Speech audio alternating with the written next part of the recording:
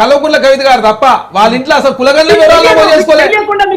మీకు బీసీల మీద చిత్తశుద్ధి 9 సంవత్సరాల కాలం పాటు మీరు కేంద్రంలో నరేంద్ర మోడీ గారు బిల్లులో మద్దతు ఇచ్చారు కదా, మరి అప్పుడు ఏదో బీసీ బిల్లు ఇదేమని చెప్పలేదు మీరు. బీసీల మరి రాష్ట్రపతి ఉపరాష్ట్రపతి రాజ్యసభ వైస్ చైర్మన్ అన్ని డిమాండేషన్ త్రిపుల్ తలాక్కి 370 అన్నిటి మద్దతు ఇచ్చారా మీరు?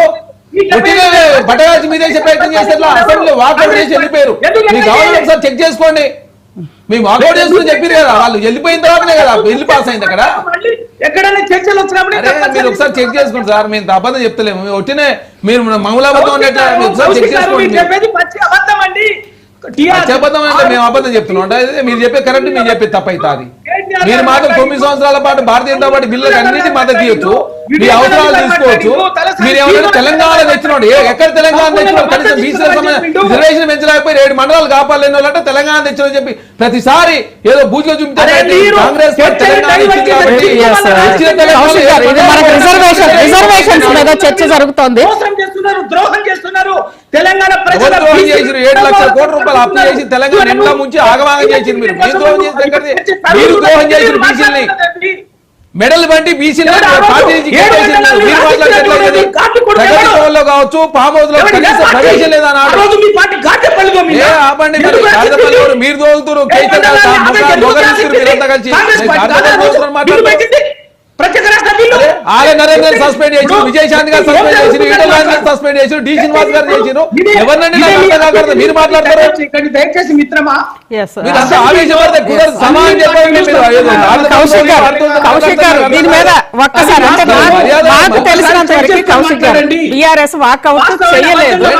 ఒక్కసారి దాని మీద మళ్ళీ మనం చెక్ చేసుకొని మాట్లాడి ఒక్కసారి దాని మీద మళ్ళీ కూడా క్లారిటీ తీసుకోవాలి. ఎందుకంటే మాకు తెలిసి అయితే వాళ్ళు వాకౌట్ చేయలేదు, చర్చలో పాల్గొన్నారు.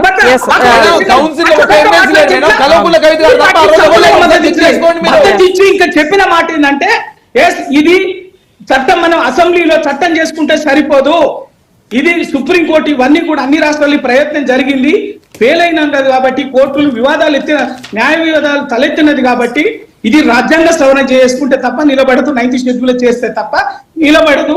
కాబట్టి ఖచ్చితంగా అన్ని పార్టీల అఖిల పక్షాన్ని పిలవండి అని చెప్పేసి చెప్పింది ముఖ్యమంత్రి గారు అధ్యక్షతన. ఆ అఖిల పక్షంలో నిర్ణయానికి అనుగుణంగా రవి గారు సమయాభావం వల్ల రైట్. శ్రీనివాస్ గారు లాస్ట్ చెప్పండి ఏంటి దీని మీద? అఖిల పక్షానికి మీరు సిద్ధంగా ఉన్నారా? అదే విధంగా పార్టీ ఇంటర్నల్ గా వెళ్ళిపోతారు? అఖిల పక్షానికి ముఖ్యమంత్రి గారి నేతృత్వంలో వెళ్తే 100% మేము ఉన్నాం. ఓబీసీలకు మేము చిత్తశుద్ధితో పోరాడుతున్నాం. ఫస్ట్ వీళ్ళ ఇద్దరు పార్టీల కంటే కూడా ముందు మేము ఆచరించడానికి సిద్ధంగా ఉన్నాం. అది ఎంత పెద్ద గొప్ప పదవైన ముఖ్యమంత్రి కావచ్చు, ప్రధానమంత్రి కావచ్చు, ఇవ్వడానికి కూడా సిద్ధంగా ఉన్నాం. రెండోది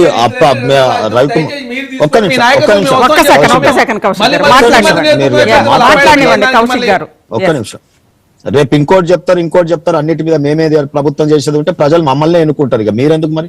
మేమే లీడ్ చేస్తామని ఇట్లా ప్రజల్ని రోడ్ల మీద తెచ్చే పరిస్థితి కూడా రాదు. మీరు ప్రజల అవకాశం ఇచ్చారు, మీరు మాట ఇచ్చారు. నువ్వు సంవత్సరానికి 20,000 కోట్లు ఇచ్చినా మేము ఇవ్వకపోతే నేనేమంటున్నా, అసెంబ్లీలో కూడా నిజంగా కూడా బీఆర్ఎస్ పార్టీ డబుల్ డ్రామా ఆడింది.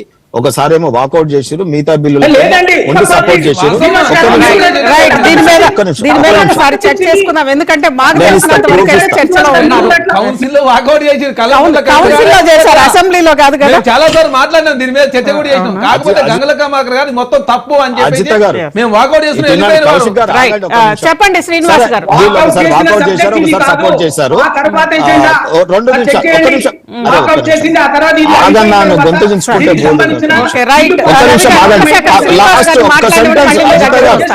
ఇంకోటి, ఇంత పెద్ద చర్చ ఇంత పెద్ద బంధులు జరుగుతున్నాయి, ఇంత పెద్ద ఉద్యమం తెలంగాణలో జరుగుతుంది. ఉద్యమ నాయకుడు పత్తలేడు, ప్రతిపక్ష నాయకుడు ఏసీ ఉన్న అసెంబ్లీకి రాడు, ఎండల బంధులు జరుగుతుంటే రాడు, ఆయన మళ్ళా ముఖ్యమంత్రి మరి కావాలని మీ కిషన్ రెడ్డి గారు ఎందుకు కోరుకుంటాడు. రాలేదండి? ఒక్క నిమిషం మీ ఒక్క బండి నిమిషం సంజయ్ గారు ఆన్సర్ ఎందుకు రాలేదు ఇవాళ? నేను చెప్తా. మా వాళ్ళు రోడ్ల ఏడున్నారో చూడు, ఎప్పుడు కూడా నిరంతరం ఎవరు? ప్రజలలో మేమందరం ఉన్నాం ఇవాళ. మీ నాయకుడు ఏడున్నారో ఫస్ట్ మేమందరం అనుకో. ఉన్నాం. చారి గారు ఉన్నారు, గంగుల కమలాకర్ ఉన్నాడు, ఎంటైర్ నాయకత్వము ఇక వద్దా ప్రతిపక్ష నాయకుడు వద్దా? మరి ఆ జీతం మీరే తీసుకోండి. అరే ప్రతిపక్ష నాయకుడు ఎవరో నువ్వే తీసుకో. నిలబెట్టుకున్నది మా party front right thank you Srinivas గారు, అదేవిధంగా రవి గారు, కౌశిక్ చరణ్ గారు మహా డిబేట్ లో పాల్గొన్నందుకు. మొత్తం మీద బీసీలకు సంబంధించి ఈ రోజు అన్ని పార్టీలు కూడా బంద్ లో స్వచ్ఛందంగా పాల్గొన్నాయి. కానీ ఏ పార్టీ ఎవరి మీద పోరాటం చేస్తోందని అనేది ఇంకా క్లారిటీ రావట్లేదు.